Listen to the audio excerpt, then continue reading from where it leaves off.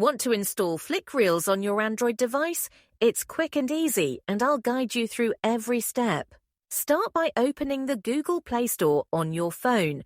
This is where you can find and download apps for your device.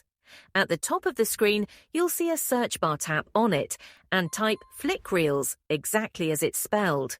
Once the search results appear, look for the FlickReels app and tap on it. This will open the app's download page, where you can see its details, reviews, and screenshots. To proceed, tap the Install button.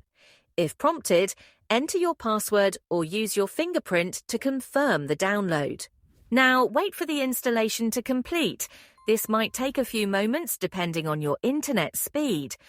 Once the app is installed, you'll see an Open button appear. Tap on it to launch FlickReels and start exploring its features. You've successfully downloaded and installed FlickReels on your Android device.